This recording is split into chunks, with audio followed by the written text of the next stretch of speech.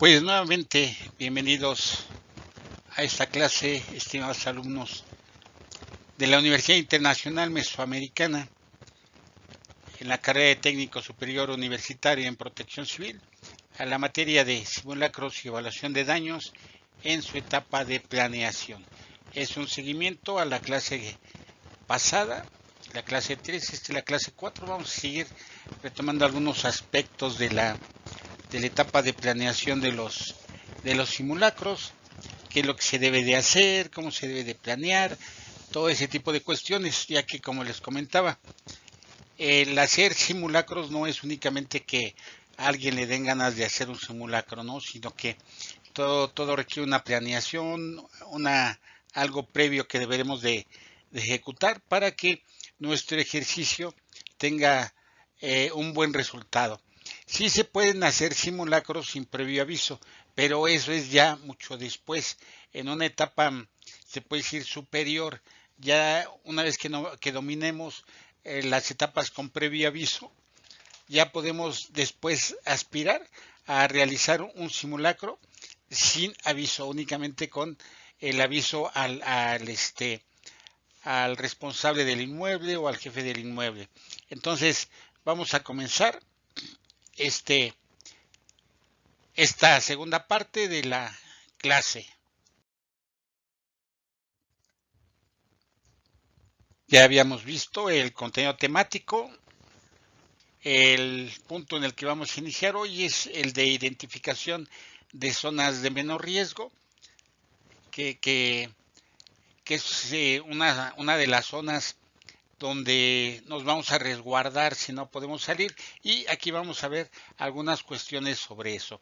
Determinación de rutas de evacuación, normas de tránsito, alarma, métodos de evacuación, el simulacro de gabinete y la formulación y diseño de escenarios para llevar a cabo nuestro simulacro.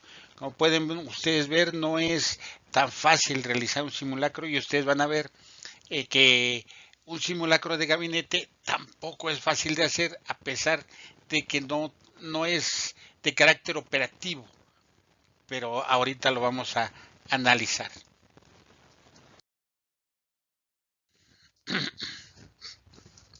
Bien, determinación de rutas de evacuación y salidas de emergencia. Ese es el punto donde vamos a iniciar el día de hoy, y cabe aclarar que dentro de esta etapa hay que considerar algunas cuestiones importantes para el diseño adecuado de estas rutas, ¿sí?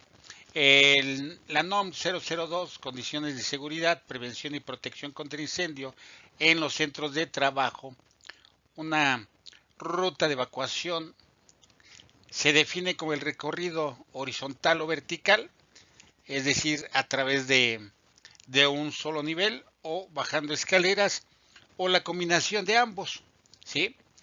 Este recorrido debe ser continuo y sin obstrucciones, que va desde cualquier punto del centro de trabajo hasta un lugar seguro en el exterior, denominado punto de reunión, que incluye locales intermedios como salas, vestíbulos, balcones, es decir, todas las oficinas que se pudieran encontrar dentro del inmueble, así como sus componentes, tales como puertas, escaleras, rampas y pasillos, y consta de las siguientes partes. Aquí también es conveniente aclarar que, por ejemplo, en el caso de la Ciudad de México, hay que ver toda la jurisprudencia que existe a este respecto, ¿sí? Porque también influye o se debe incluir el reglamento de construcciones para la Ciudad de México, cómo se denominan las rutas de evacuación, cuánto debe de medir una puerta, una salida de emergencia. Todo ese tipo de cuestiones también la debemos de checar nosotros al realizar nuestro diseño de rutas de evacuación. Siguiendo con esta determinación de rutas de evacuación y salidas de emergencia, el punto A que nos señala precisamente esta NOM 002 nos indica que el acceso a la ruta de salida es la parte del recorrido que conduce desde cualquier lugar del centro de trabajo hasta la ruta de salida. Es decir, En todos los centros de trabajo, llámese oficinas, llámese empresas, hay un pasillo, se puede decir central, que nos conduce hacia las salidas de emergencia. Aquí cabe aclarar que las entradas sirven como salidas, porque mucha gente dice, es que es entrada o es salida, pues cumple ambas funciones, tanto de entrada como de salida. Si tenemos nosotros salidas de emergencia, que ahorita vamos a ver cómo deben ser estas salidas de emergencia, entonces son las que vamos a ocupar en lugar de las entradas o salidas normales, ¿vale? Entonces, este es el acceso a la ruta de salida y así es como lo define la NOM 002 de la Secretaría del Trabajo. Y esta es una definición que nos hace el NFPA a través de la NFPA 101, que es Código de Seguridad Humana en las Edificaciones, y que nos dice que el acceso a la salida es aquella porción de un medio de egreso que conduce a una salida.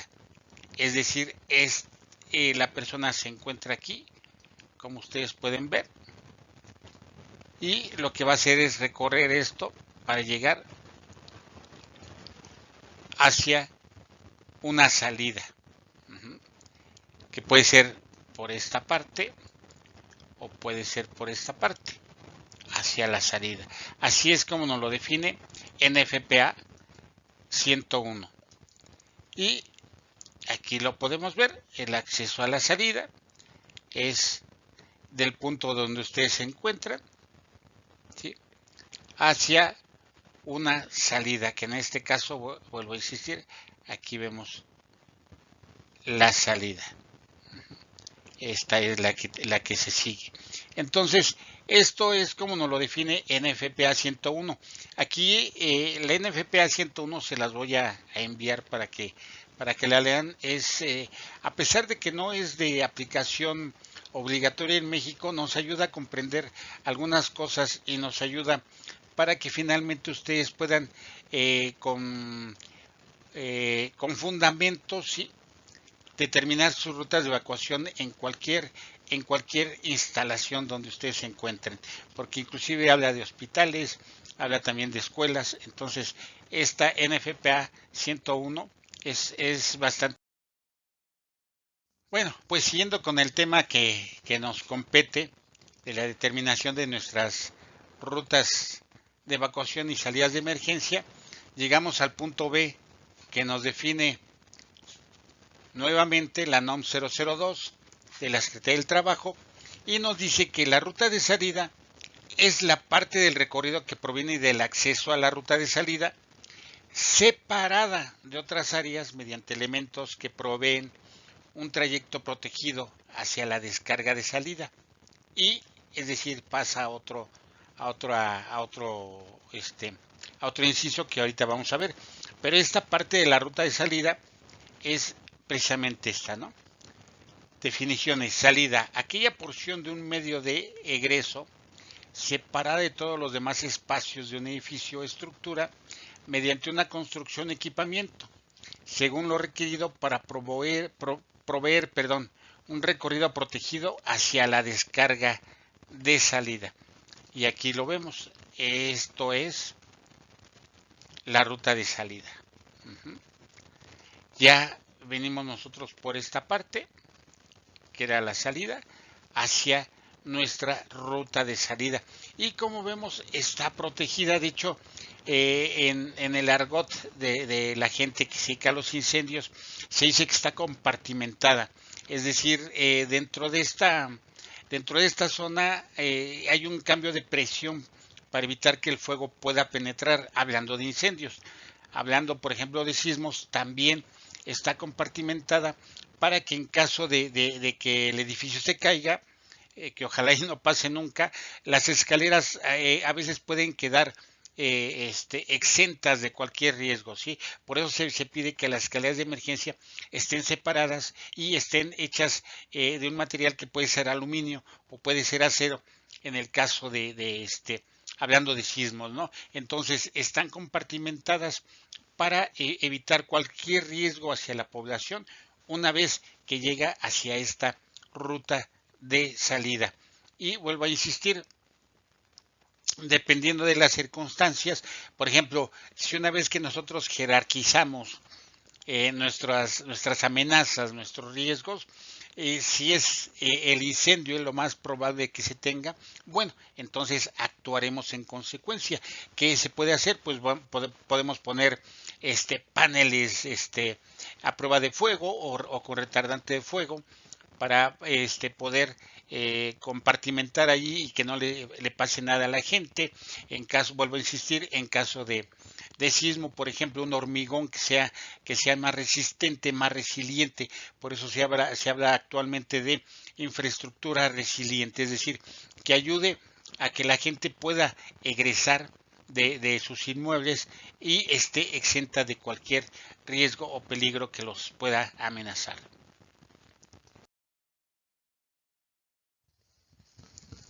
Y por último, referente a este punto de determinación de rutas de evacuación y salidas de emergencia, la misma NOM 002 en su inciso C nos habla de la descarga de salida y nos indica que es la parte final de la ruta de evacuación que lleva a una zona de seguridad en el exterior denominada punto de reunión. Este punto de reunión efectivamente debe de ser exento de cualquier tipo de riesgo o amenaza que se pudiera presentar. Por ejemplo, si estamos hablando de sismos y evacuamos a nuestra gente, bueno, vamos a evitar que ese punto de reunión haya, no sé, a lo mejor postes, tanques elevados que pudieran caer, árboles, alguna situación que se pudiera presentar. Por eso es una zona de seguridad exterior denominada punto de reunión, donde vamos a tener a la gente esperando a que si es un caso de sismo, que se haga una evaluación de lo que sucedió del inmueble para ver si podemos regresar. En el caso de un incendio, sí, que se siga atacando hasta que se termine el incendio y después viene la revisión, ¿no? Entonces, ese es el punto de reunión. Y de acuerdo con NFPA 101, nos dice que la descarga de salida es aquella porción de un medio de egreso entre la terminación de una salida y la vía pública. Y aquí lo vemos, aquí está nuestra salida y aquí está la descarga de salida, que nos va a llevar al punto de reunión externo, ¿sí? Donde nos vamos a reunir ahí con la gente para esperar las evaluaciones correspondientes o el ataque a la emergencia que se está suscitando. Aquí vemos algunas formas que hay de precisamente de esta salida y de esta descarga de salida, de qué materiales están hechos, cómo se encuentran para evitar cualquier tipo de siniestro que se pueda presentar. Si se fijan, estas escaleras de emergencia no están sujetas a las paredes del edificio y llevan una columna independiente de la cual están sujetas, ¿no? Y llevan acero para seguir sosteniendo. Entonces, de eso nos habla precisamente NFPA 101, de tener todas las medidas necesarias para que esta ruta de evacuación nos lleve desde un lugar donde se presenta un siniestro producido por el impacto de una amenaza, por una zona segura, libre de cualquier riesgo, cualquier amenaza, hacia un punto de reunión externo, donde ahí vamos a permanecer en lo que se hacen las investigaciones correspondientes, los análisis, las determinaciones, como ustedes lo quieran llamar, ¿sí? Aquí como pueden ustedes ver, esta descarga de salida nos lleva a un descanso y posteriormente una escalera para salir a nuestro punto de reunión externo, ¿sí? Y estas paredes me demuestran que precisamente esa zona está protegida para evitar cualquier riesgo hacia la gente, hacia los pobladores del inmueble, ¿no? Bien, en la siguiente imagen van a ver ustedes los elementos que acabamos de estudiar y que son los que conforman una ruta de evacuación. Y aquí los vemos. El primero, que es el acceso a la ruta de salida, ¿no? Aquí se encuentran ustedes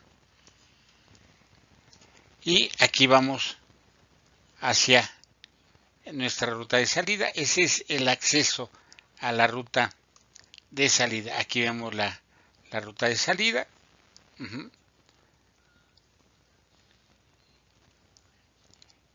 Después, la ruta de salida, precisamente que es esta que está aquí. ¿Sí? Aquí. Estas escaleras que se encuentran compartimentadas y seguras es la ruta de salida. Y por último, tenemos la descarga de salida que ya habíamos comentado, que es el final de nuestra ruta de evacuación hacia nuestro punto de reunión externo, o como lo dice aquí, hacia la vía pública. ¿Sí? Entonces aquí podemos ver en vivo y a todo color los elementos que conforman esta ruta de evacuación y que debemos de tomar en cuenta, señores, vuelvo a insistir. De hecho, NFPA 101, si ustedes la leen, en uno de los apartados nos habla, ya les había dicho yo en uno de los videos pasados, que existe algo que ellos denominan la elipse humana, ¿no?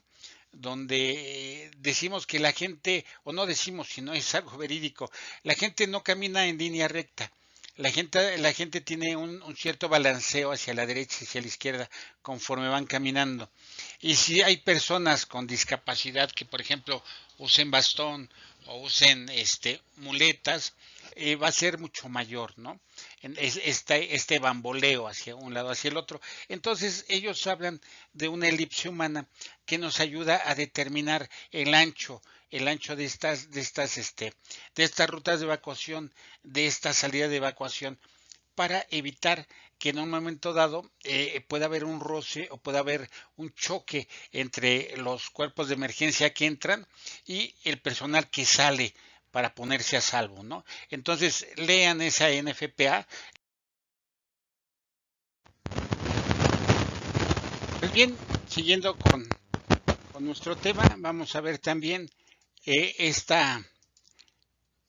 estos elementos que conforman la ruta de evacuación, pero aplicado a personas con discapacidad, señores, que esta parte es muy, muy importante que ustedes le tomen en cuenta, porque la NOM 034 de la Secretaría del Trabajo 2016, en su numeral 9, nos habla acerca de el plan de atención a emergencias. Y recuerden que también tenemos la NOM 008 de la Secretaría de Seguridad y Protección Civil. Ahora le cambiaron de nomenclatura, antes era de SEGOP, ahora es de SSPC 2015, y que se denomina personas con discapacidad, acciones de prevención y condiciones de seguridad en materia de protección civil en situaciones de emergencias o desastres. Entonces es muy importante que ustedes comiencen a trabajar en esto por si ustedes tienen personas con discapacidad. Fíjense que a veces podemos tener personas con discapacidad, aunque no definitiva, como pudiéramos llamarlos, ¿no? A lo mejor alguien se accidentó y llega a trabajar con muletas porque le dieron o su incapacidad va a durar unos 3, 4 meses. Entonces debemos de tomar en cuenta a esa persona, ¿no? Y es exactamente el mismo procedimiento, señores. Aquí tenemos a nuestra persona con discapacidad, tenemos nosotros los accesos a la salida, las salidas, la ruta de salida que debe de tener, ahorita vamos a ver algunos aspectos, y la descarga de salida hacia la vía pública que nos va a llevar al punto de reunión. ¿Qué consideraciones hay que ver, señores? Hay que integrar a las personas con discapacidad a la dinámica de los demás empleados. Por allí vi que una de las normas dice que hay que tener un programa específico para las personas con discapacidad, y yo considero que no, porque estaríamos hablando hasta cierto punto de discriminación. ¿Por qué? Porque la estamos haciendo a un lado y no la estamos integrando al resto del grupo. Y no vamos a saber en un momento dado, por eso es importante hacer simulacros con ellos para saber qué tanta movilidad tienen, qué tanta necesidad tienen de apoyo en un momento dado, ¿no? Entonces, otra de las cuestiones es que precisamente la NOM 034 y la 008 nos hablan acerca de cuestiones de medidas. Por ejemplo, si la persona tiene una silla de ruedas, cuánto debe de medir el lugar donde él esté trabajando para que le permita maniobrar con su silla de ruedas, o si tiene muletas. Entonces, todo esto está precisamente en esas dos normas, la 034 y la 008, están ahí precisamente. Otra de las cuestiones que también nos piden es que se tenga información para todo tipo de gente, sí, inclusive en braille para la gente que tiene discapacidad visual. Ustedes si quieren ver algo que es muy bueno, vayan al cablebús de la Ciudad de México. Cuando ustedes entran al cablebús de la Ciudad de México, tiene una ruta pedestre, es decir, una parte en el piso que se hace con unas guías que están hundidas en el piso, aproximadamente 1 centímetro, donde ellos ponen su bastón y pueden seguir la ruta. Esa ruta los lleva hasta los elevadores o los lleva hacia las escaleras. Antes de llegar a los elevadores hay unos, ¿cómo podríamos decirle?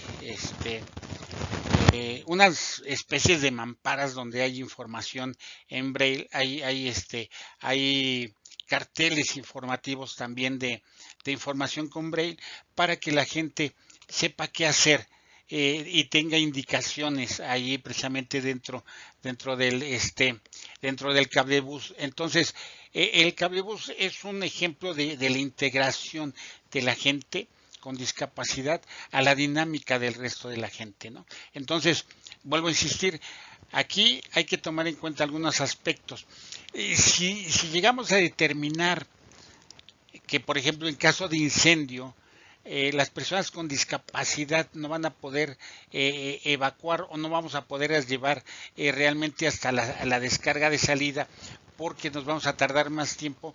Bueno, entonces vamos a destinar precisamente en estas partes, ¿sí?, que son la ruta de salida, que tengan, por ejemplo, en caso de incendio, muros de hormigón, pero que sean bastante resistentes al fuego, no sé, a lo mejor por 2 o 3 horas, que no es tanto lo que va a durar el incendio, tal vez si los bomberos lo atacan rápidamente, ¿no? Pero yo siempre he dicho, cuando planeen ustedes, váyanse hacia los extremos más desfavorables, ¿no? Hacia lo que pudiera pasar en caso de llegar a los extremos. Entonces, esta cobertura de hormigón va a servir para que el fuego no penetre y las personas con discapacidad se encuentren seguras podríamos decir, un nicho o en esa parte que está compartimentada, para evitar cualquier riesgo hacia su persona, en lo que se les puede apoyar para lograr llevarlas hacia la descarga de salida. Entonces, esta parte es muy importante por si ustedes ya tienen personas con discapacidad en sus oficinas, o llegan a ir a sus oficinas personas con discapacidad. Para las personas que trabajan en los gobiernos municipales y en los gobiernos estatales, tienen que empezar a tomar estas dos normas en cuenta para los inmuebles que tienen los estados y municipios, porque allí es claro que va gente con discapacidad, ¿sí?, a solicitar información, a solicitar algún servicio. Entonces, esto lo tienen que ir viendo, tienen que hacer sus planes de emergencia, sus planes de contingencia, tomando en cuenta a estas personas con discapacidad. Bien, prosiguiendo con lo que debe de cumplir o lo que deben de cumplir las rutas de evacuación y las salidas de emergencia de acuerdo con la NOM 002, es que estén señalizadas en lugares visibles de conformidad con lo dispuesto en la NOM 026 y en la NOM 003, Sí, perdón, es 2011, no es 2003. La borré en algunas y las dejé en otras, perdón por esa contingencia. Sí, o las que la sustituyan, es decir, deben de estar señalizados. Ya vimos en el video anterior, hablamos sobre señalización, que se encuentren libres de obstáculos que impidan la circulación de los trabajadores y demás ocupantes. Fíjense que siempre me he preguntado por qué en todas las oficinas ven los pasillos por donde pasa la gente y, y este y en lugar de dejarlos libres, de repente tienden a poner estos despachadores de agua o ponen unos macetones grandísimos que obstruyen el paso, perdón, y disminuyen el, ¿cómo se puede decir? Y disminuyen el pasillo, evitando que la gente evacúe adecuadamente. Entonces, todo eso lo deben ustedes de prever. Todo eso lo deben ustedes de prevenir también. Es decir, el día que vayan ustedes a hacer una evaluación, señores, esto no puede estar aquí. ¿Por qué? Porque entorpece la ruta de salida y va a ocasionar un cuello de botella donde la gente se va a exponer porque va a pasar más tiempo dentro del inmueble. Que disponga de dispositivos de iluminación, ¿sí? Que permitan que se perciba desde cualquier punto. Aquí fíjense que ya sea que tengan iluminación, como lo vemos aquí, ¿sí? Aquí vemos los pasillos libres, ¿sí? Que así deberían de estar. La señalización con iluminación, ¿sí? Entonces, esto es lo que se debe de tener, señores. Si ustedes no tienen para ponerles iluminación, vuelvo a repetir y se los dije en el video anterior, en cuanto a la señalización, ya se permite que tengan esta parte fotoluminiscente. ¿Qué es la fotoluminiscencia? La fotoluminiscencia es una especie de pintura que contiene unos gránulos que se alimentan de la luz artificial y de la luz natural, para que al momento en que se suspende la energía eléctrica debido a un incendio o debido a un sismo, también hay veces que se va la energía eléctrica, esta señalización quede iluminada por un espacio de tiempo, permitiendo que la gente perciba la señalización y realice la evacuación sin ningún contratiempo. Entonces, ya sea que ustedes destinen dinero suficiente por parte del personal administrativo de su empresa o de las empresas para las que son contratados ustedes o de las instituciones de gobierno para los que trabajan en gobierno, para que le pongan una especie de reflector a la señalización, o hay veces que la gente lo que hace es diseñan las señalizaciones como una especie de pecera delgada para poner un foco por dentro y que se encuentre iluminada, o en todo caso compren la señalización con fotoluminiscencia, que ya está permitido su uso. Antes no estaba permitido porque si ustedes leen las normas, todas dicen con fondo blanco o con fondo de seguridad blanco, ¿sí?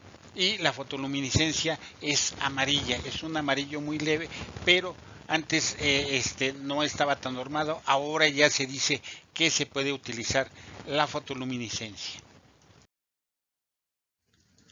Siguiendo con nuestra determinación de rutas de evacuación y salidas de emergencia, otro de los puntos que nos pide es que la distancia que se recorra para llegar a la salida no sea mayor a 40 metros. En caso contrario, el tiempo máximo de evacuación de los ocupantes a un lugar seguro deberá de ser de 3 minutos. ¿Por qué de 3 minutos? Hace poco me preguntaban que cuánto debería de durar un simulacro. Y yo les decía que esto no es muy importante a veces y es dependiendo del tipo de amenaza o de fenómeno que se presente en nuestras instalaciones. Si es un sismo, recuerden que durante un sismo no vamos a evacuar. Vamos a evacuar posteriormente. ¿Cuánto duró un sismo? A lo mejor 1 minuto o 2 minutos, ¿sí? Entonces, ese minuto, 2 minutos, vamos a estar nosotros resguardados y posteriormente vamos a salir. Ahí mucha gente dice, es que si se presenta una réplica, es que si sucede esto, bueno, recuerden que el riesgo es incertidumbre. Entonces, después del sismo vamos a evacuar. ¿Cuánto nos tardemos? Bueno, pues eso ya depende de la cantidad de gente y de cómo se encuentre anímicamente en ese momento, ¿sí? En caso de un incendio, ahí sí, señores, esta regla sí aplica en 3 o 4 minutos, porque recuerden que un incendio incipiente, es decir, un incendio que surge apenas, pueden pasar de hasta 4 minutos para que se dé un incendio declarado. Hablando de incendios, y recuerden, ahorita lo vamos a ver, pero de una vez se los digo. En caso de incendio, vamos nosotros a, a este a evacuar, señores, los pisos que están arriba, los pisos superiores. ¿Por qué? Recuerden que con la física y química del fuego se dice que los humos y los gases tienden a subir. Entonces, el incendio inicia por ejemplo, en el piso 5 y yo tengo 10 pisos, bueno, entonces voy a evacuar el 5, el 6, el 7, el 8, el 9 y el 10. Y dejo del 4 hacia abajo pendientes porque ahí no tienen tanto riesgo, señores. ¿Sí? Entonces hay que establecer todas estas cuestiones prácticas y técnicas mucho después o después de que se haga el primer simulacro. Que las escaleras eléctricas se consideran parte de la ruta de evacuación únicamente cuando es bloqueado su movimiento, ¿sí? Es decir, al momento en que surge un sismo, un incendio, lo que se debe hacer es bloquear inmediatamente las escaleras eléctricas porque la gente va a querer ocuparlas, se van a saturar y las escaleras pueden sufrir desperfectos y entorpecer nuestra vía. Y no sé si ustedes han visto alguna vez cuando se detienen de repente y de golpe las escaleras eléctricas, la gente tiende a irse hacia abajo si van hacia abajo, ¿sí? Entonces o más bien no irse hacia abajo si van hacia abajo, sino tropezarse y caer sobre la gente que está abajo de ellos. Entonces, esto es muy importante, señores. Ante cualquier situación de emergencia, si contamos con escaleras eléctricas, vamos a nosotros a parar las escaleras para que la gente pueda evacuar, ¿sí? No sé si ustedes han visto que las escaleras de emergencia en la parte de arriba o de abajo, ¿sí? Dependiendo de donde ustedes se encuentren, tienen un botón rojo en la parte de hasta abajo, donde está una curvita, en la parte de hasta abajo, en la parte curvita, ahí tienen un botón rojo. Ese botón rojo se aprieta para que se paren las escaleras eléctricas, perdón. Esto ya lo sabemos todos, pero es importante recalcarlo. Los elevadores no deben ser considerados parte de una ruta de evacuación y no se usan en caso de incendio.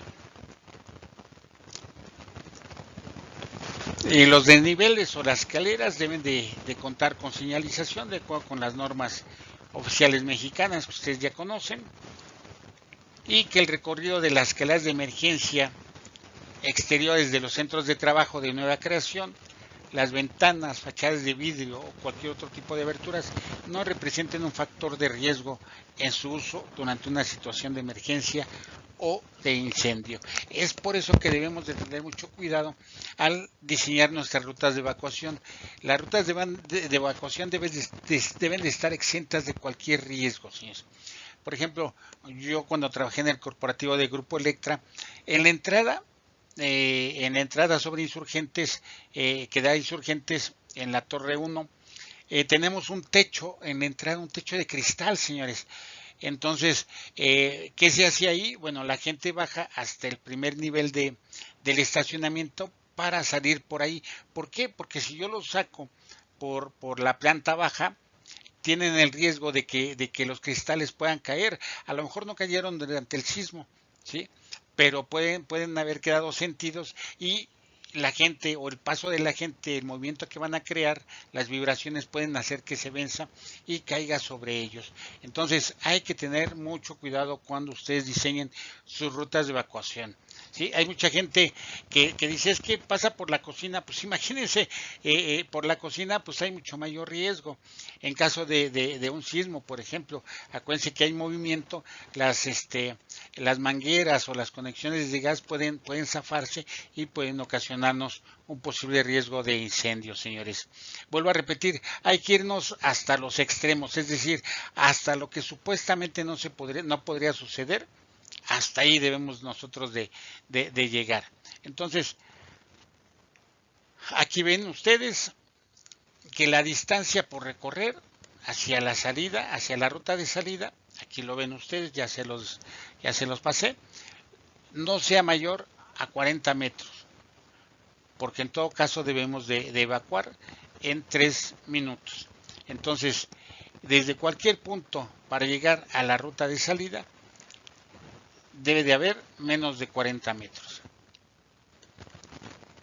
Deben de estar señalizados, ya los vimos también en el anterior video, ¿sí? Las rutas de evacuación, la salida de emergencia y las escaleras. Y aquí le faltó en qué sentido van, si van hacia arriba o van hacia abajo.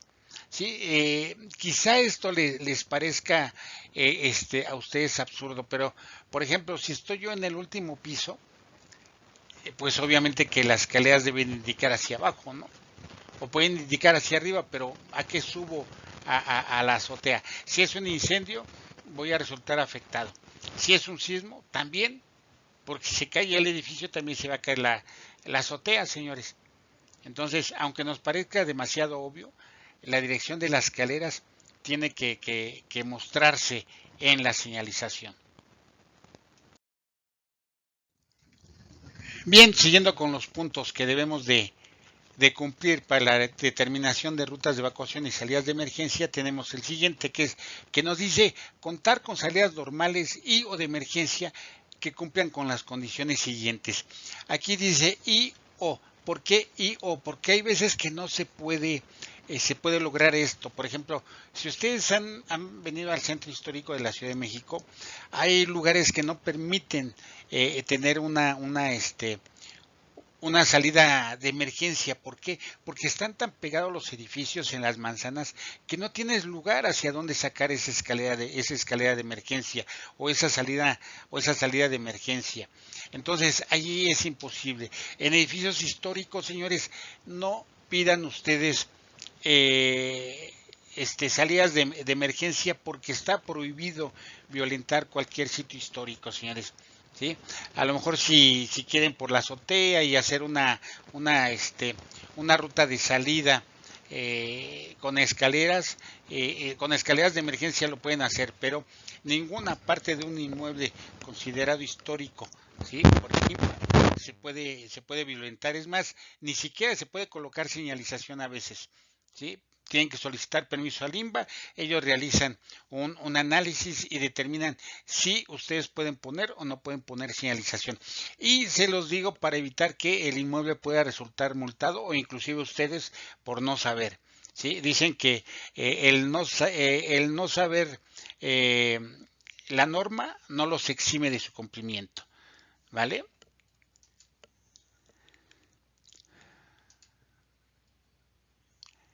Dice que igual que estén comunicadas de acuerdo con la NOM 003 de la Secretaría de Seguridad Pública y Ciudadana del 2012, perdón, ahí me equivoqué en los números, o las que lo sustituyan. Y esta nos dice que comunica un descanso en caso de acceder a una escalera. Es decir, si yo abro la puerta de mi ruta de salida, y voy a acceder hacia unas escaleras, no puede haber un peldaño inmediatamente. Tiene que haber un descanso donde la gente camine, ajá, y una vez que ya está en ese espacio que está de la ruta de salida, ya pueden venir los peldaños de nuestra escalera, ¿sí? Entonces, no puede haber una escalera inmediatamente después de una puerta o de una salida de emergencia. Que en las salidas de emergencia las puertas se abran en el sentido de flujo, salvo que sean automáticas y corredizas.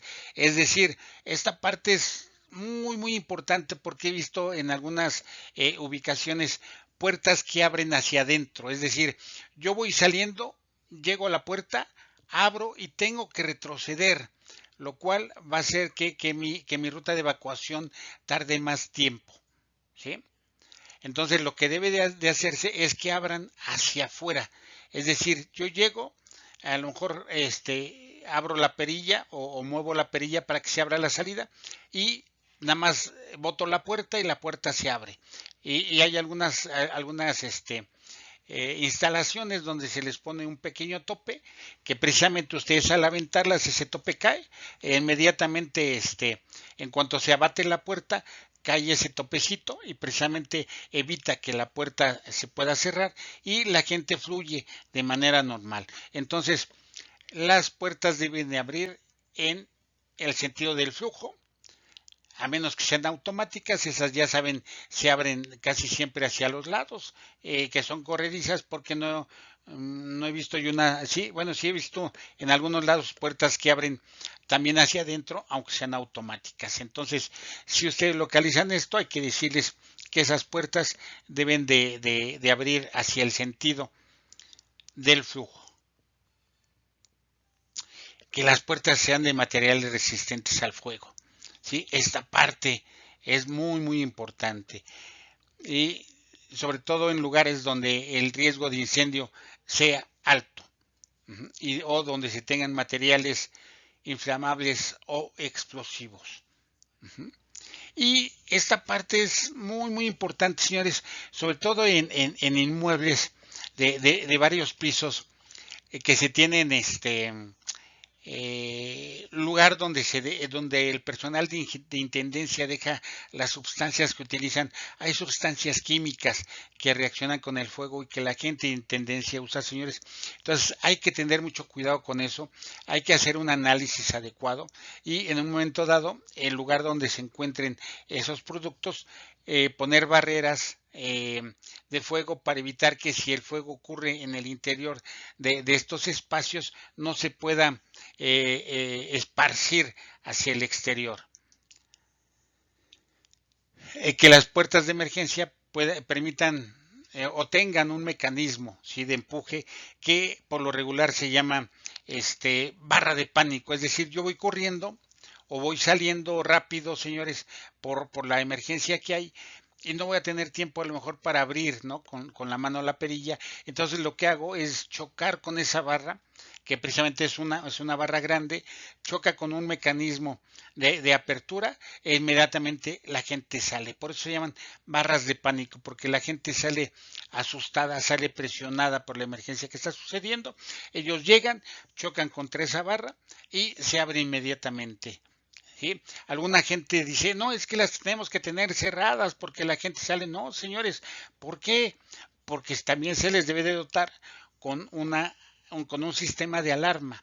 Es decir, una vez que la gente sale, empieza a sonar la alarma también para que dé aviso a la demás gente de lo que está sucediendo. Que las puertas consideradas como salidas de emergencia estén libres de obstáculos, candados, todo lo que yo les decía hace un momento, ¿sí? Las puertas o salidas de emergencia no pueden tener candados, señores, ¿sí? En ningún momento y sobre todo en instituciones, en empresas donde se elabore las 24 horas del día. Mucha gente decía, bueno, y si le ponemos una cadena y ponemos así una cajita como la de los hidrantes y rompase caso de incendio, no, imagínense la pérdida de tiempo que va a tener la gente. Entonces lo mejor es dotarlas con una barra de pánico para que la gente pueda salir. Y también dice que cuando las puertas sean consideradas como salidas de emergencia y funcionen en forma automática o mediante dispositivos eléctricos o electrónicos, permitan la apertura manual, si llega a interrumpirse la energía eléctrica en situaciones de emergencia. ¿Sí? Y bueno, aquí es muy importante esto, sobre todo se da en los bancos, ¿no? Recuerden que los bancos tienen esclusas que utilizan una clave para poder entrar o poder salir, ¿no? Ahí lo que podemos recomendar como agentes de protección civil, como agentes de gestión del riesgo, es que se tenga un dispositivo que solamente sepan las personas que están en el interior o el gerente dónde está colocado. Un botón, se puede decir, de apertura rápida, para que en caso de que suceda un siniestro, por ejemplo, de incendio en el interior donde están los cajeros, ellos puedan salir sin tener ningún problema, o en caso de sismo, ellos permanezcan en el interior y posteriormente salir sin esperar los minutos o segundos que se tarda en abrir una vez que colocan ustedes las claves, ¿no? Entonces, esta parte es muy, muy importante. Cuando yo estuve en una empresa que teníamos bancos, precisamente dentro de los bancos se pusieron dispositivos de respiración autónoma. Sí, que eran unos dispositivos, no es hacerle comercial, pero se llamaban SAFE, que eran unos filtros de carbón activado que traían una mascarilla total que era policarbonato, parecía papel celofán, pero era en realidad policarbonato. Se la ponían las gentes, tenía una pinza para cerrar la nariz y algo así como lo que usan los boxeadores, señores, un protector bucal para que la gente pudiera respirar a través de ese respirador ¿cómo se llama? De carbón activado, el tiempo que se tardara las puertas del cajero, de los cajeros en abrir. Entonces, traten de dotar a las partes que más se pueden tardar en evacuar de tecnología, señores, para que ellos puedan sobrevivir en caso de cualquier situación que se pudiera presentar, ¿no? Y no es que sea yo alarmista, pero recuerden lo que sucedió en el Coppel, me parece que fue allá en Sinaloa, ¿no? De las pobres chicas que se quedaron a hacer inventario, se les cerró completamente se les encerró completamente en la sucursal, no había quien tuviera llaves, surgió un incendio y ellas perecieron ahí a pesar de todas las labores que hizo Protección Civil y Bomberos para entrar, no pudieron hacerlo. Entonces, es por esto, señores, que no se vale. No se vale, tenemos que tener todos los dispositivos adecuados para evitar cualquier riesgo hacia nuestra población una vez que se suscita una situación de emergencia. Bien, con respecto a esto último que vimos, señores, aquí precisamente se ve lo que comentábamos. Por un lado, la obstrucción de las rutas de salida, aquí lo pueden ustedes ver, ¿sí? En nuestro pasillo que va a dar hacia las escaleras que nos dirigen hacia la zona de descarga, tenemos obstáculos que pueden ocasionar que la ruta de evacuación, que el personal que va evacuando sea más tardado. Y por el otro lado, ven ustedes aquí también una acumulación de materiales, pero aquí vemos, precisamente en esta parte, ven ustedes las barras de pánico, que son las que yo les digo, ahí llega la gente, choca contra las barras e inmediatamente se abre la puerta, están señalizadas.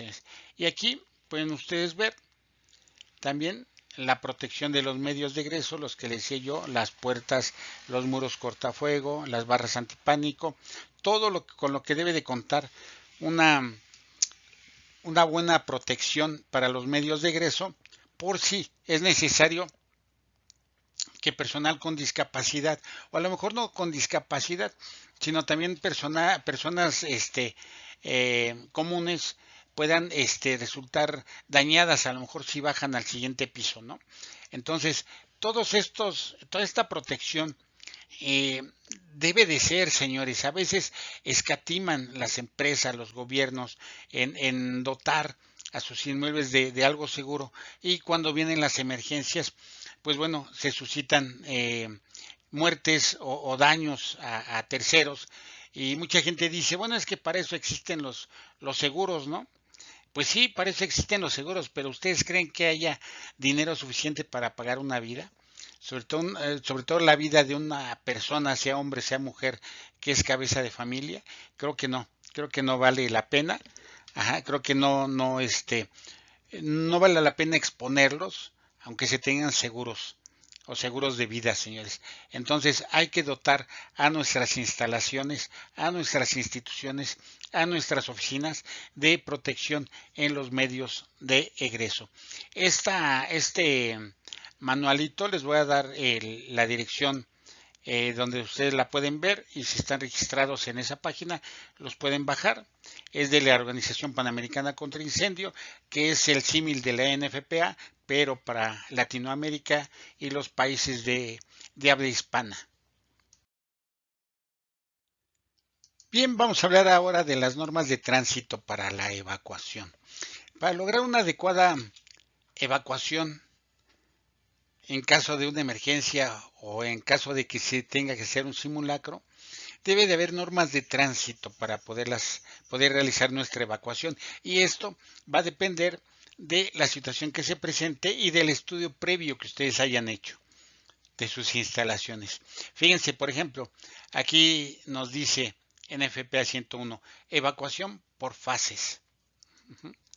Aquí vemos el incendio y ellos me indican que va a evacuar el piso de abajo y los dos pisos superiores. Ellos van a ser los que van a realizar su evacuación por cualquiera de las dos vías. Una vez que ellos egresen, podemos seguir con el siguiente piso superior y después los pisos inferiores en caso de que sea necesario. Pero esto se llama evacuación por fases, señores. Y aquí también es muy conveniente que ustedes realicen un estudio, ¿sí? Hay instituciones que lo que hacen son simulacros parciales, simulacros de evacuación parciales. Es decir, a ver, el miércoles va a evacuar planta baja. Y ya se da el miércoles, evacúa la planta baja, toman tiempo y determinan cuánto tiempo se tardan y si es posible que ellos salgan a lo mejor en caso de un sismo o en caso de un incendio, ¿no? Después el jueves vamos a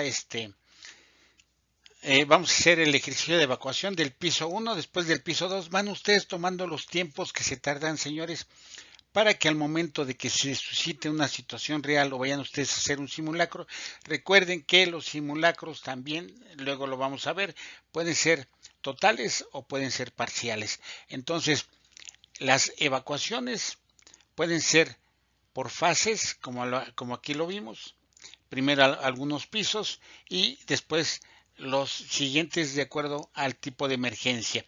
Y así también puede ser para sismo, señores. Aquí en FPA y OPSI nos dicen que es para incendios, pero también lo podemos hacer para sismos.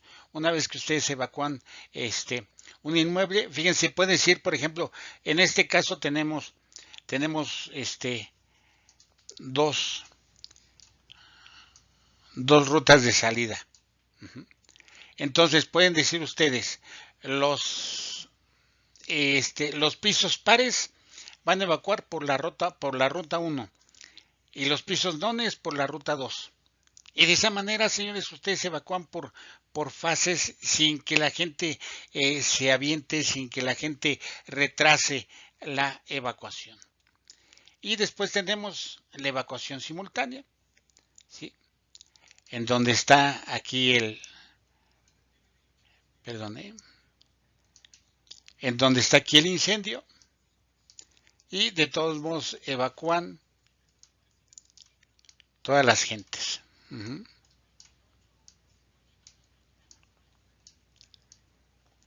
Y para eso me van a servir los simulacros, señores. Para que si yo hago una evacuación simultánea, mediante los tiempos que ya tomé, sepa cuánto se va a tardar Y fíjense que lo que yo recomiendo es que, por ejemplo, si vamos a hacer una evacuación simultánea, por ejemplo, va a evacuar el último piso y el piso de abajo, el primero. Después el siguiente y el siguiente. Después el siguiente y el siguiente. Y de esa manera nosotros también vamos distribuyendo los flujos, ¿sí? De manera que no se hagan cuellos de botella, señores.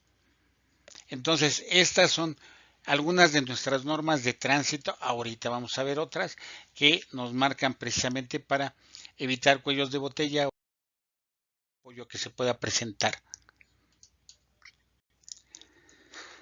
Sí, aquí vemos nuevamente la evacuación simultánea que se puede llevar a cabo, y dentro de estas normas de tránsito para la evacuación hay que tomar en cuenta lo siguiente: las actitudes a adoptar por parte de los evacuados durante los simulacros.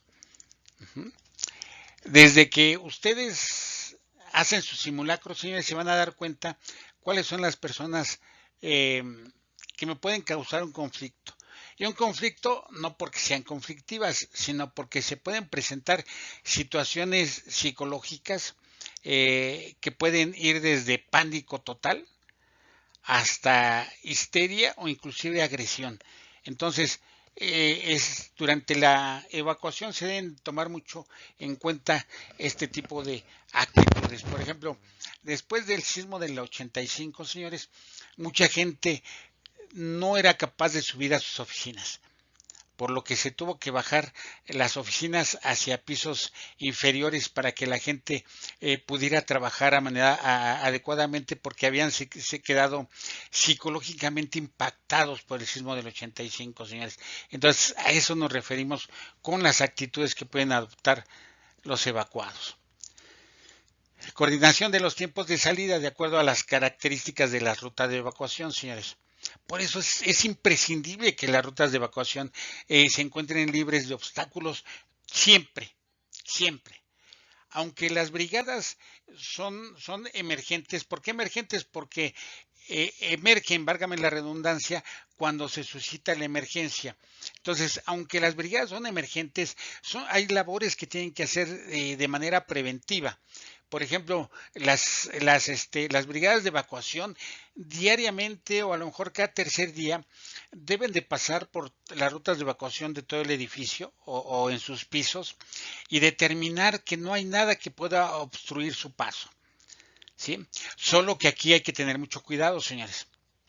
Cuando la gente trabaja en una oficina por mucho tiempo, casi todos estamos entre 8 y 10 horas en una oficina, y no percibimos el riesgo. ¿Por qué? Porque se llama ceguera de taller. ¿Sí? Somos como los caballos de carreras que nos ponen laminitas a los lados para solo ver el frente y no ver lo que hay a nuestro lado. ¿Sí? Entonces, esto se llama, señores, ceguera de taller. Y puede llegar una persona y me puede decir: oye, y ese cable que tienes allí afuera de tu oficina, ¿por qué no lo quitas? Se puede caer una persona cuando vaya a salir. Y usted le va a decir: ay, es que no me había fijado. ¿Por qué? Porque sufren ceguera de taller. Es decir, hemos visto tantas veces ese cable ahí que para nosotros ya pasa desapercibido porque sabemos que está ahí y lo vamos a saltar al momento de una emergencia. Ajá.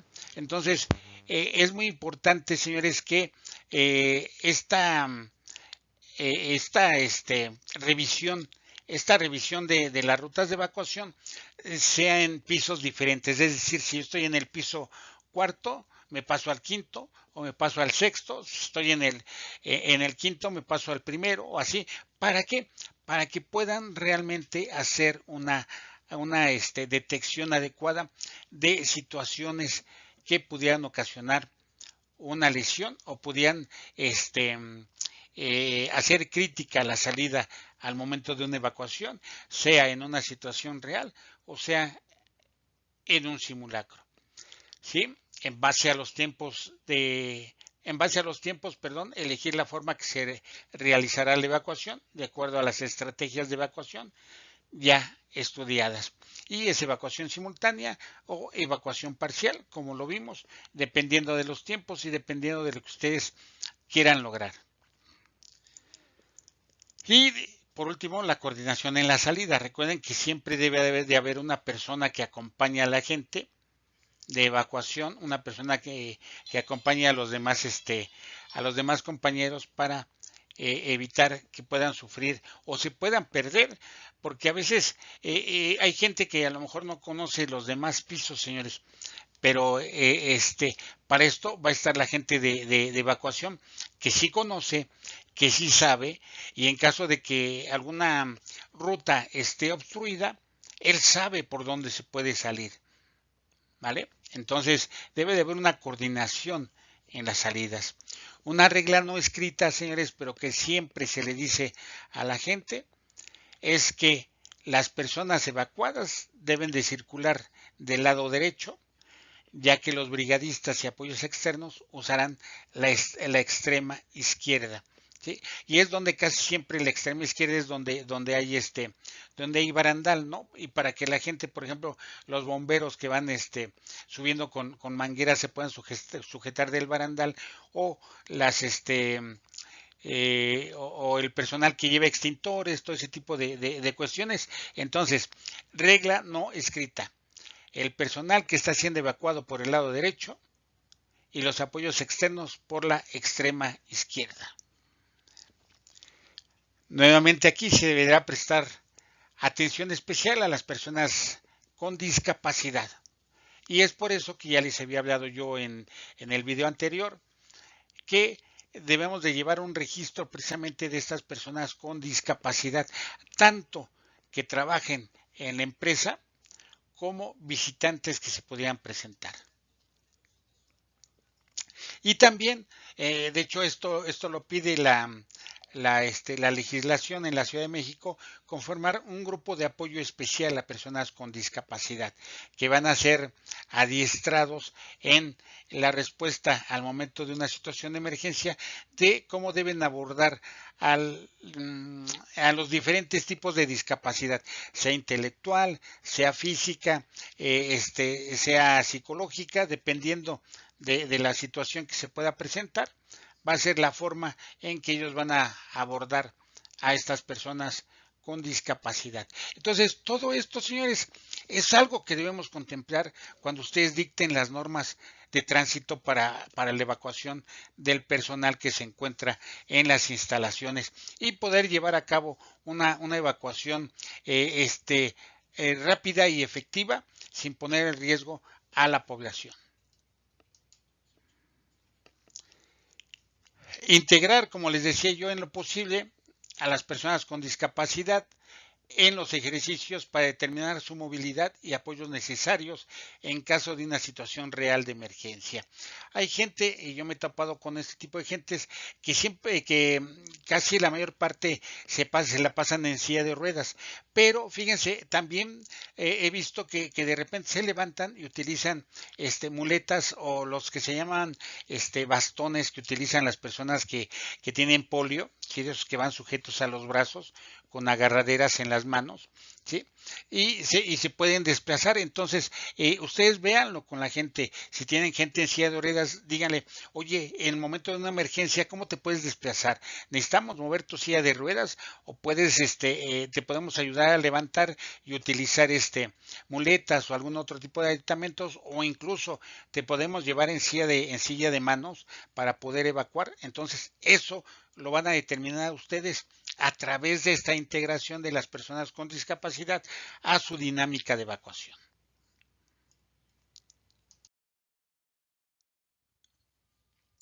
Bien, pasemos ahora a los sistemas de alarma, ¿sí? Los sistemas de alarma deben de cumplir con una serie de características, y una de ellas es que debe ser un sonido diferente a los convencionales, ¿no? ¿A qué me refiero con convencionales? Allá por 1995-96, cuando inició esto ya formalmente de la Protección Civil, por ejemplo en la Ciudad de México, en la Dirección General de Protección Civil, muchas escuelas tenían como sistema de alarma de evacuación la campana, señores. Entonces, esto no servía porque los niños no sabían si lo estaban llamando a recreo, a salida de clases, o era una situación de alarma, ¿no? Entonces, de ahí se tomó la determinación de que debe de ser un sonido diferente a los convencionales. A lo mejor un silbato. Después ya se les dotó a varias escuelas con el sistema de alerta sísmica, y ya ellos pueden utilizar el sistema, porque hay un apartado dentro del sistema de alerta sísmica que permite utilizarla durante los simulacros, claro, avisando previamente a las autoridades correspondientes. En caso de depender de energía eléctrica, debe de contar con baterías de respaldo, que esta parte es muy importante. Si nuestro sistema de emergencia, por ejemplo, en el caso de algunos inmuebles que tienen el sistema de alerta sísmica, este sistema de alerta sísmica debe de contar con baterías de respaldo para que siga funcionando, aunque se vaya la energía eléctrica que nos da el gobierno. Y también en cuanto a las características del inmueble, ¿no? La distancia que hay entre el lugar donde vamos a colocar la bocina y los demás lugares, porque, por ejemplo, hay lugares donde ustedes no escuchan la alerta sísmica, sobre todo en los baños, ¿no? A veces no se escucha porque los baños están en lugares apartados. Entonces, esa parte es muy importante. Y también de las actividades que realicen, señores. Por ejemplo, si ustedes van a trabajar o están trabajando o son contratados para hacer el programa interno de una empresa, por ejemplo, metalmecánica, donde hay mucho ruido, mucho ruido por la maquinaria, por todo lo que hay ahí. Imagínense el tipo de alerta que debemos de tener, la cantidad de decibeles que debe de sonar para que pueda ser percibido por todo el personal, ¿no? Entonces, con todo esto se debe de estudiar para poder dotar de un sistema de alarma a nuestro inmueble. Y después el tipo de usuarios. Ajá. Si tenemos personas con discapacidad, si tenemos gente de la tercera edad que a veces ya no oímos, ¿sí? O algún otro tipo de personas que se cuente dentro de las instalaciones. Y también debe de cumplir con lo siguiente, ya habíamos mencionado, escucharse en todas las áreas del inmueble, no confundirse con los sonidos ambientales tampoco generados dentro y fuera del inmueble. A lo mejor en nuestro inmueble no hay sonidos, pero fuera sí hay. Entonces, esta parte es muy importante también. Y no duplicar los sistemas de alarma. Y una parte que también debe de verse es que deben de ser de diferente tipo, sobre todo pensando en personas con discapacidad. Por ejemplo, en esta parte de aquí vemos nosotros este sistema, que es una luz roja, que a personas que tienen una discapacidad, eh, una discapacidad auditiva, les va a indicar que hay una situación de alarma, o incluso aquí tenemos los estrobos también, que nos va a indicar que está sucediendo una situación de peligro. Y fíjense que vi dentro de estos sistemas de alarma, señores, unos que son para personas que no ven y que no escuchan, que son en base a vibraciones. Es decir, se calibran para que, por ejemplo, en caso de sismo, si están conectadas a una red, por ejemplo, a un sistema de alerta sísmico o algo así, se produzcan ciertas vibraciones que pongan en alerta a la gente que lo tiene, ¿no? Esto ha evolucionado mucho y nos puede servir para muchas cosas, ¿no? Ahora que ya tenemos o ya se tiene que implementar el sistema de alerta sísmica para los celulares, pues también es mucho mejor para muchos de nosotros, ¿no? También en los teléfonos celulares, sobre todo en los smartphones, se puede programar que al momento en que se escucha el sistema de alerta sísmica se prenda la lámpara, ¿no? Que sirva como estrobo, que nos indique que está sucediendo un un sismo o algún otro siniestro, ¿no? Aquí vemos otro sistema de alarma que nos indica que hay una alarma, pero además nos indica que aquí se encuentra una salida.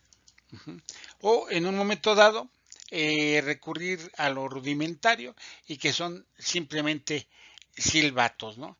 Dependiendo del tipo de silbato que ustedes necesiten, se pueden implementar o algún otro medio de alarma que ustedes puedan diseñar para que funcione al momento de una situación de emergencia. Y acá tenemos el sistema de alerta sísmica, señores, que ya está de manera pública y ya una vez que se dote a los celulares o se dote con la capacidad de que los smartphones la puedan captar, pues ya será una ganancia extra.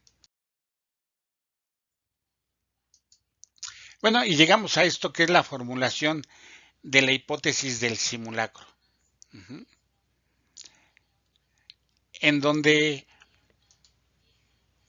nosotros tenemos que diseñar precisamente esta hipótesis y el escenario en base a nuestro análisis de riesgos, ujú, a las amenazas a las que se encuentra expuesto el inmueble, al grado de vulnerabilidad, que este grado de vulnerabilidad ustedes lo pueden reducir, es decir, si mi instalación es vulnerable a los incendios, pues bueno, hay que ver cuáles son las zonas, de acuerdo a la NOM 002, cuáles son las zonas más susceptibles que puedan ser presa de un incendio, ¿sí? Y vamos a dotar esas áreas con algunos aditamentos para disminuir su grado de vulnerabilidad. Uh-huh. Tenemos que hacer una jerarquización de riesgos, ya lo vimos la clase pasada, cómo se hace esa jerarquización, cuáles son los que sí se pueden suscitar, cuáles son los que son menos probables, ¿verdad? Por ejemplo, les decía yo, a mí me resultaba paradójico que en la zona sur de la Ciudad de México, en la parte de Insurgentes, casi desde CEU, que es suelo volcánico. ¿Por qué? Porque allí hizo erupción el volcán El Xitle, ¿sí? Que terminó con la cultura cuicuilca y toda esa zona es suelo volcánico. Y aparte allí hay montañas altas, el Ajusco y otras, y siempre las empresas hacen simulacros de sismo, ¿no? Cuando son lugares donde no se sienten tanto los sismos porque la roca volcánica ayuda a disminuir la expansión de la energía, ¿no? Entonces, ahí lo más probable o lo mejor es que se hagan simulacros de incendio. Y para el diseño de los escenarios, también es importante tomar en cuenta la amenaza más probable que pudiera impactar el inmueble, pero también se debe diseñar les decía yo, en el que más impacto pudiera ocasionar, ¿no? Es muy importante, por ejemplo, en los hospitales que se hagan simulacros y sobre todo con lo que nos pasó ahora con el COVID, que hagan este tipo de simulacros por ataque biológico o a lo mejor por materiales peligrosos, ¿no? Yo recuerdo que en un hospital en Jalisco se suscitó una emergencia porque eh, iba un camión a dejar plátanos a la central de abastos de Jalisco, de una ciudad de Jalisco. Y a los plátanos se les pone una sustancia química para que maduren, no recuerdo el nombre, me lo dijeron pero no recuerdo el nombre. Y resulta que al chofer jamás le dijeron. Entonces el chofer está cuando suben el cargamento de plátanos y durante el camino pues él viene absorbiendo esa sustancia, se pone mal, sí, me parece que se queda varado en la carretera, llegan los servicios de emergencia, determinan que el señor está mal, lo suben en la ambulancia, lo trasladan, lo meten al área de urgencias del hospital. Cuando se dan cuenta que el señor está contaminado con materiales peligrosos, cierran el área de urgencias del hospital y aparte tienen que hacer una asepsia adecuada de la ambulancia porque era una, ¿cómo se llama? Una contaminación por materiales peligrosos. Entonces, esto hay que hacerlo, señores, puede suceder. Me va a decir, es que ustedes es que no es poco probable que suceda. Pues aunque sea poco probable, señores, ese poquito que pueda suceder, puede suceder en ese momento. Dice que más vale saberlo y no necesitarlo, que necesitarlo y no saberlo, señores. Entonces, es muy importante llevar a cabo estos simulacros basados en un escenario, señores. No nada más decir, vamos a evacuar y ya. No, hay que diseñar un escenario de riesgo de lo que se pudiera presentar. ¿Sí? Por eso yo les decía, es muy importante que sus ejercicios de simulacros no los hagan únicamente de evacuación, ¿sí? Si no digan, en el momento, en el minuto uno, al estar evacuando, el personal de intendencia tira accidentalmente una cafetera con agua, la cual cae en la clavija y se ocasiona un cortocircuito que después agarra la alfombra y comienza un incendio, ¿no? Aunque se oiga dramático, señores, es mejor estar preparados a no saber qué hacer al momento en que suceda realmente. Ya el marco de Sendai, señores, si recuerdan ustedes cuando lo vimos, el marco de Sendai nos habla que ya debemos de estar preparados para fenómenos biológicos. Y ya lo vimos con el COVID, que aunque mucha gente diga que no, anteriormente nos había pasado con la influenza y, señores, esto va a seguir. Van a seguir surgiendo nuevos virus. ¿Por qué? Porque el ser humano está invadiendo territorios que no conocemos. Al necesitar el ser humano casas, va invadiendo terrenos, va llegando a lugares donde existen animales que no conocemos, hábitats que no conocemos, y ahí podemos tener nosotros fenómenos biológicos que se pueden suscitar y tenemos que estar preparados para poder responder de manera adecuada a ellos.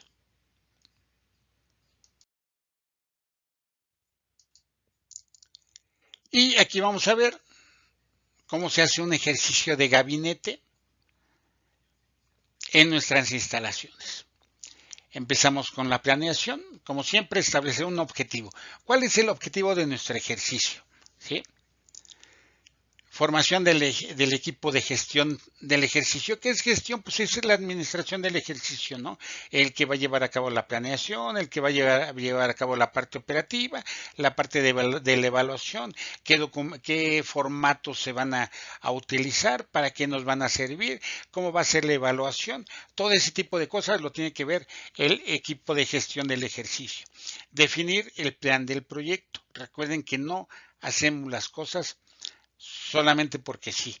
Debe de haber establecido una planeación donde nos diga desde enero vamos a comenzar con la capacitación, vamos a dotar a los cuerpos de las brigadas con el material, en febrero vamos a hacer esto, en marzo vamos a hacer esto, en abril esto, y en mayo hacemos nuestro primer simulacro de gabinete. Y van a ver ustedes ahorita por qué.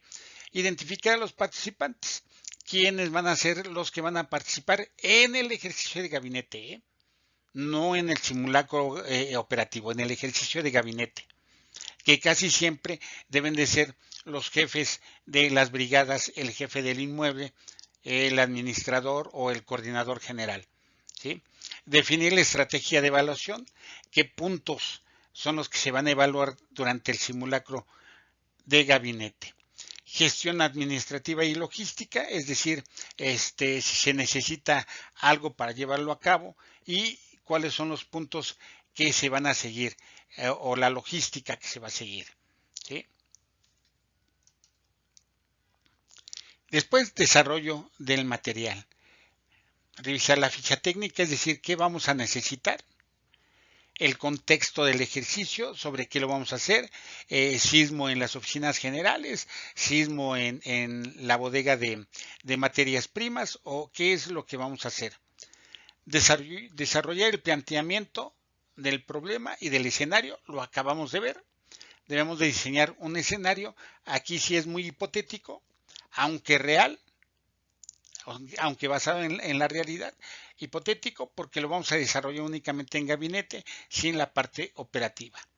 Desarrollar mensajes del ejercicio, ¿sí? Es decir, las tarjetitas que se le van a pasar a las personas sobre las situaciones y qué es lo que van a hacer. Por ejemplo, tarjeta de incendio en la bodega de material, de materia prima. Y le damos al coordinador general, le decimos, ¿qué vas a hacer? Y le damos 3 opciones. Y si no haces esto, puedes hacer esto. Y le damos otras 3 opciones, ¿no? Entonces, eso es lo que se refiere a desarrollar mensajes del ejercicio. Elaborar el material de evaluación, es decir, una vez que nosotros ya sabemos el objetivo, ya estamos planeando el proyecto, entonces podemos saber qué vamos a evaluar y cómo lo vamos nosotros a evaluar. Elaborar las instrucciones e información clara, ya lo vimos también, señores, recuerden que son instrucciones precisas, sin entrar en grandes contextos que nos dificulten el entendimiento, ¿no? Elaborar estas instrucciones e información clara, esto lo hace la persona que realiza la planeación para poder dictar cuáles son las reglas a seguir y esas instrucciones. Completar la agenda y los horarios, bueno, eso depende de toda la gente, y si es requerido, comentarios de apertura o cierre. En la preparación, preparar el lugar del ejercicio, una reunión previa al ejercicio del equipo de gestión, es decir, preparar el lugar del ejercicio. Debe ser una oficina con una mesa lo suficientemente grande, o si quieren ustedes escritorios para las diferentes brigadas que van a participar, el diferente personal que va a participar, el personal de gestión del equipo, de gestión del ejercicio permanece en el centro porque es la que va a repartir las tarjetas con las situaciones sobre lo que se va a hacer. Ajá. Entonces eso es lo que vamos a realizar en la etapa de preparación. Una reunión previa con el equipo de gestión para que él nos diga más o menos cómo se va a desarrollar el ejercicio de manera general para que todo el personal esté preparado. Esto es previo al ejercicio. En la ejecución, bienvenida y apertura, instruir sobre el ejercicio e iniciar el ejercicio. Es decir, esta bienvenida apertura es donde vamos a darles las gracias, les vamos a decir en qué va a consistir el ejercicio, cuáles son las reglas a seguir en este ejercicio y después iniciarlo. Controlar el ejercicio, porque a veces en los simulacros de gabinetes la gente se apasiona, ¿sí? Y pueden resultar ahí malas palabras, pero para eso está el control y para eso está la gente de gestión del ejercicio. Registrar los resultados esperados, ¿sí? Registrarlos para que al momento de la evaluación se sepa que se va a evaluar. Finalizar el ejercicio, una reunión informativa para decirles cómo les fue y el cierre del ejercicio, ¿sí? Ahorita vamos a ver una cosa que resulta muy importante. Y entonces aquí es la ejecución del ejercicio y después el resultado y el seguimiento. Como siempre, en todos los simulacros, sean operativos, sean de gabinete, sean totales, sean parciales, una reunión informativa del equipo de gestión del ejercicio, es decir, el que llevó a cabo el control y el planeamiento, que nos diga cómo nos fue a grandes rasgos, sin llevar a cabo un análisis de la información, para y darnos las gracias aparte también, que esa parte es muy importante. El informe inicial a alta dirección, ahí se les da. Y después el informe del ejercicio, una vez analizada la información, cerrar la administración del proyecto y si es requerido, informe al apoyo externo en caso de que se haya solicitado, y esto es posterior al ejercicio. Entonces, esta es nuestra ruta del ejercicio de gabinete. Señores, ustedes lo ven muy fácil, pero no es así, ¿eh? Si se ponen ustedes a analizar todo lo que está aquí, ¿sí? Nos va a llevar varios meses para llevar a cabo este simulacro de gabinete, ¿sí? Porque tan solo para el informe no es que el informe se los vayan a dar inmediatamente, no. La gente se debe de llevar todo lo que estudió, todo el resultado de ese ejercicio, lo tiene que analizar, tiene que ser un informe final del ejercicio y nos los va a dar a lo mejor días después, ¿sí? Y si ustedes hacen un buen ejercicio o quieren hacer un buen ejercicio de gabinete, este ejercicio puede durar días, ¿eh? Dependiendo de la complejidad que ustedes quieran darle este ejercicio. Entonces, para esto tienen ustedes el manual que les hice llegar, ¿sí? De simulacros y simulaciones de la Organización Panamericana de la Salud. Pónganse a estudiar esa parte de simulaciones. Ahí vienen unos formatos por si quieren hacerlo en sus oficinas, en los lugares para los que los contraten y los que son de gobierno, para empezarlo a plantear para llevar a cabo a lo mejor un simulacro de gabinete de la atención a lo mejor a un incendio grande, ¿no? Entonces, esta parte es la culminación de todo lo que vimos, un ejercicio de gabinete que debería y debe de ser el primer simulacro que se haga para saber cómo reacciona y cómo funciona la gente y cómo va a actuar al momento de que este ejercicio se realice de manera operativa. Y bueno, pues con esto termino yo esta segunda parte de nuestra clase, señores. El día de mañana hago llegar su examen para que sea subido a la plataforma y lo puedan realizar ustedes después de ver este video de clase. Y bueno, pues por mi parte es todo. Muchísimas gracias, señores, y pues cada día nos queda menos, ¿no? Nos queda menos para terminar esta gran aventura que hemos tomado juntos, el técnico superior universitario en protección civil. Muchísimas gracias y nos vemos en la próxima.